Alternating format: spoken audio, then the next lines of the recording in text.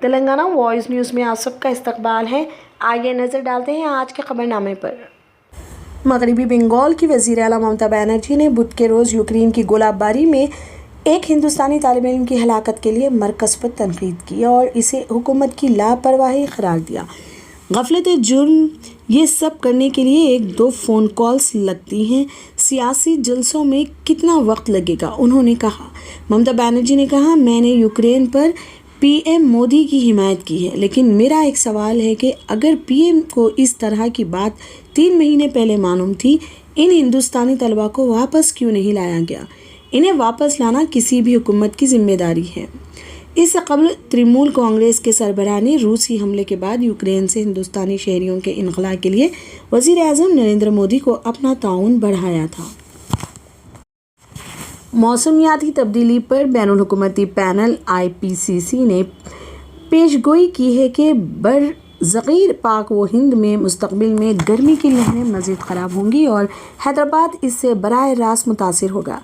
IPCC نے یہ بھی کہا کہ گرمی کی لہروں کے ساتھ مل کر شہری گرمی کے جزیرے کا اثر ان لوگوں کے لیے مہلک ہو سکتا ہے جن کے ساتھ بیماریاں ہیں اور بوڑھے بھی۔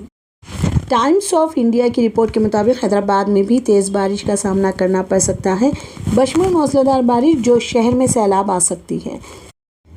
مسٹر پرکاش نے کہا کہ اخراج اور دیگر آلودگیوں کو کم کرنے کے لیے لوگوں کو مل کر کام کرنا ہوگا۔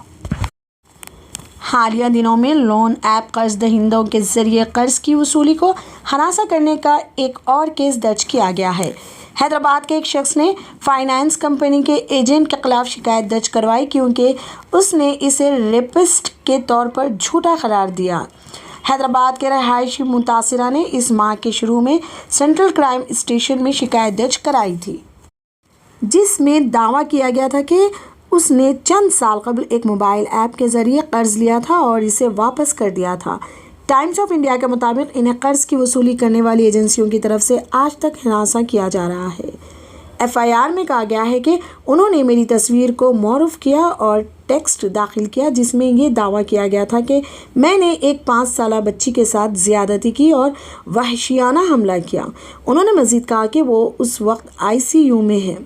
خاندان اور دوست واٹس ایپ پر پولیس کے مطابق متاثرہ کی شکایت کی بنیاد پر کیس کی تفتیش کی جا رہی ہے۔ ہمیں اس معاملے کو دیکھنا چاہیے کہ وہ کہاں سے کال کر رہے ہیں، تاہم ہمیں لون ایپ سے ہراساں کیے جانے کی بہت سی شکایت موصول ہوئی ہیں، حکام نے بتایا۔ رچاکنڈا پولیس نے بتایا کہ انہیں ان لوگوں کی طرف سے زبانی شکایت موصول ہوئی ہے جنہوں نے کہا کہ فالو ایپ کالز موصول ہوئی ہیں جن میں رقم کا مطالبہ کیا گیا ہے۔ اطلاعات کے مطابق تلنگانہ میں کم از کم 6 لوگوں نے مبینہ طور پر ساہوکاروں کی طرف سے ہراساں کیے جانے کے بعد خودکشی کر لی۔ ابراہیم پٹنم میں شہر کے 2 ریئل اسٹیٹ تاجروں سرینیواس ریڈی اور راگھویندر ریڈی کے دل دہلا دینے والے قتل کے پیچھے زمین کا تنازع ہو سکتا ہے۔ خاندان کے افراد کے مطابق سرینیواس ریڈی نے ابراہیم پٹنم کے گھرمنگڈا میں تقریباً 20 ایکڑ زمین لیز پر دی تھی جسے اس نے تبدیل کر دیا۔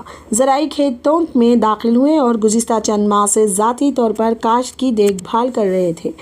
دوہرے قتل کیس کا مرکزی ملزم مٹا ریڈی نے جس کی زمین سرینیواس ریڈی کے منصوبے کے ساتھ ہے۔ اس سلسلے میں دونوں کے درمیان 6 ماہ سے زمین کا تنازع چل رہا تھا۔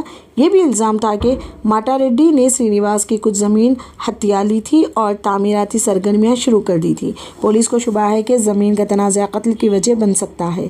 میرپیٹ کا رہنے والا سرینیواس ریڈی 10 سال سے ریئل اسٹیٹ میں تھا اور رگھویندر ریڈی اس کا قریبی ساتھی تھا۔ خاندان کے ایک رکن نے کہا، سرینیواس ایک اچھے انسان تھے اور ان کا کوئی دشمن نہیں تھا۔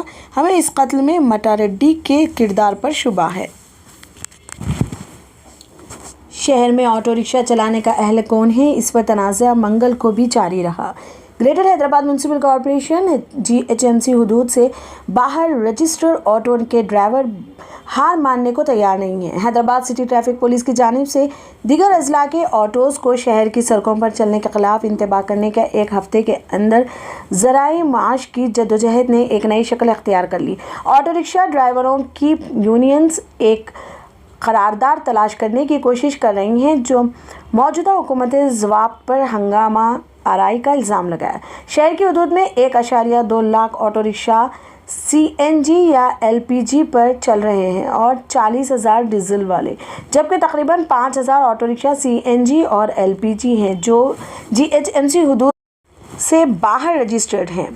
شہر میں رجسٹرڈ لوگوں کو ڈیزل آٹو ڈرائیوروں کے ساتھ کوئی مسئلہ نہیں ہے کیونکہ انہیں شہر کے اندر اور باہر کے علاقوں میں کام کرنے کی اجازت نہیں ہے۔ تاہم اضلاع میں رجسٹرڈ CNG LPG آٹوز نے مقامی آٹوز کے لیے ایک چیلنج کھڑا کر دیا ہے۔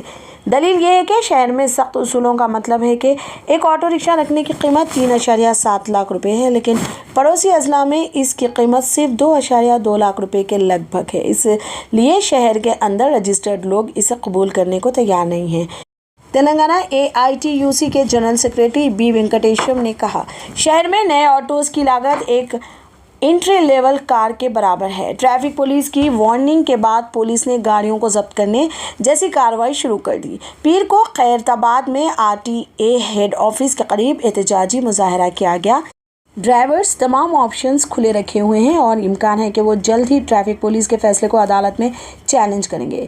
اس مسئلے کو حل کرنے کے لیے یونینوں نے بدھ کو حیدرآباد میں میٹنگ کرنے کا فیصلہ کیا ہے۔ آٹو یونینز نے موجودہ خرابی کے لیے فائنانسرز اور حکومت کو مورد الزام ٹھہرایا ہے، یہاں تک کہ شہر میں ایک نیا آٹو خریدنا مہنگا ہو گیا ہے۔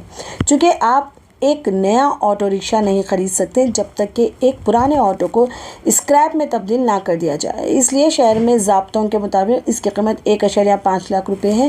اس لیے جو لوگ اسکریپ شدہ گاڑیاں فراہم کرتے ہیں وہ بھاری رقم وصول کر رہے ہیں اور تمام کارروائیوں کے بعد اس کی قیمت ادا کرنا پڑتی ہے، تقریباً ایک بالکل نئی گاڑی کے برابر۔ چونکہ یہ آلودگی پر قابو پانے کا معاملہ ہے، اس لیے حکام کو اصولوں میں نرمی کرنی چاہیے اور کم از کم نئے CNG آٹوز کو پرانی گاڑی کو ختم کرنے کی ضرورت کے بغیر اجازت دینا چاہیے۔ ریاست بھر میں ان گاڑیوں کے لین دین میں ملوث ہے، ایک اور یونین لیڈر نے کہا۔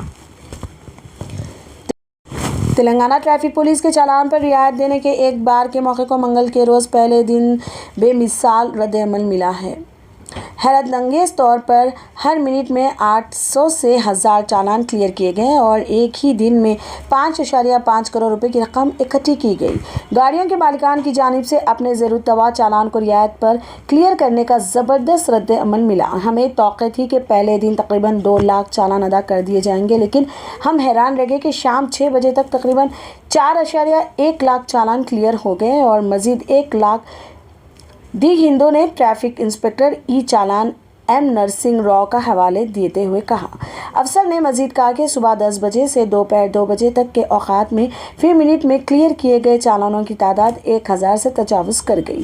راؤ نے مزید کہا کہ زبردست آن لائن ٹریفک کی وجہ سے چالان میں کچھ تکنیکی خرابیوں کا سامنا کرنا پڑا۔ Joint commissioner of police traffic Hyderabad AV Ranganath نے کہا کہ کلیئر کیے گئے چالان کی اصل قیمت تقریباً 20 کروڑ روپے ہوگی، لیکن بھاری رعایت کی وجہ سے پہلے دن مجموعی طور پر 5.5 کروڑ روپے جمع ہوئے۔ دھماکے کے خیز مواد سے متعلق ہنگامی صورتحال سے نمٹنے کے لیے ریلوے اور مختلف ایجنسیوں کی تیاریوں کا جائزہ لینے کے لیے 105 منٹ کی ایک موک ڈرل بدھ کی صبح یسونت پور ریلوے اسٹیشن پر منعقد کی گئی۔ اسٹیشن کے پلیٹ فارم کے قریب ٹرین کے اندر چھوڑے گئے بموں اور انہیں ناکارہ بنانے کے لیے فوری اقدامات کرنے کی ضرورت پر مشتمل ایک منظرنامہ مشق صبح 11:30 بجے شروع ہوئی اور پارسل آفس کے قریب صحن میں دوپہر 1:15 بجے تک جاری رہی۔ اس الگ تھلگ جگہ پر مختلف سیکورٹی ایجنسیوں کی نمائندگی کرنے والے تقریباً 100 افراد موجود تھے، جس میں ٹرین کی نمائندگی کے لیے پٹریوں پر ایک ہوگی کا استعمال کیا گیا تھا۔ ریلوے ذرائع کے مطابق مرکز برائے انسداد دہشت گردی اور کرناٹک کے داخلی سلامتی ڈویژن نے یہ مشق ریلوے پروٹیکشن فورس، سرکاری ریلوے پولیس اور بنگلور ریلوے ڈویژن کے سیفٹی ڈویژن کے تعاون سے کی۔ اس مشق میں سونگھنے والے کتے بھی شامل تھے۔ بارودی مواد کو سونگھنا، صحیح قسم کے آلات کا استعمال کرتے ہوئے اسے پھٹنے سے ناکارہ بنانے کے لیے اٹھائے جانے والے اقدامات، ناکارہ بموں کو ناکارہ بنانے کا صحیح طریقہ اور مسافروں کے درمیان پرسکون رہنے کے لیے اٹھائے جانے والے اقدامات کو مشق کے دوران دکھایا گیا تھا۔ یہ ہم سب کے لیے سیکھنے کا ایک بڑا تجربہ تھا، ایک اور ریلوے ذریعے نے کہا۔ بنگلور ڈویژن کے DRM شیام سنگھ نے کہا کہ بدھ کی صبح کی گئی فرضی مشق کامیابی کے ساتھ مکمل ہوئی۔ گزشتہ سال 30 ستمبر کو یشونت پور میں ایک اور موک ڈرل کی गई थी, जिसमें नेशनल डिजास्टर रिस्पांस फोर्स शामिल थी, जिसमें 2 उलटने वाली बोगियों के पटरी से उतरने को नाफिज किया गया था। महाराष्ट्र के सियाहत और माहौलियात के वजीर आदित्य ठाकरे ने बुध को आरए से दहिसर मेट्रो लाइन 7 के फेज़ 1 का मुआयना किया। मेट्रो फेज़ 1 की 7वीं लाइन में आरए से दहिसर तक 10 स्टेशन हैं। ठाकरे ने इन मेट्रो स्टेशनों के काम का भी जायजा लिया। तेलंगाना के मजीद 3 तलबा बुध को यूक्रेन से नई दिल्ली वापस आए हैं। यूक्रेन में रूसी अफवाज की शदीद बमबारी के अलावा सर्द मौसमी हालात के दरमियान ये तलबा तमाम मुश्किलात का मुकाबला करते हुए हिंदुस्तानी सिफारत खाने की मदद से यूक्रेन की सरहद से रोमानिया पहुंचे। इन्हें रोमानिया के शहर बखारस्ट से खुसूसी परवाज़ के ज़रिए निकाला गया। नई दिल्ली हवाई अड्डे पर उतरने पर तेलंगाना हुकूमत के अहदेदारों ने तलबा का इस्तकबाल किया और बाद में इन्हें तेलंगाना भवन ले जाया गया। इन्हें हैदराबाद पहुँचने के लिए मुफ्त हवाई टिकट के अलावा रिहाइश और खाना फराहम किया गया। तेलंगाना भवन के एक अहदेदार ने बताया कि वो शाम को हैदराबाद पहुंच जाएंगे। बुध के रोज़ 30 तलबा की आमद के साथ अब तक तेलंगाना से ताल्लुक़ रखने वाले 57 तलबा जो यूक्रेन यूनिवर्सिटियों में मुख्तलिफ कोर्सेज कर रहे थे वतन वापस लौट चुके हैं।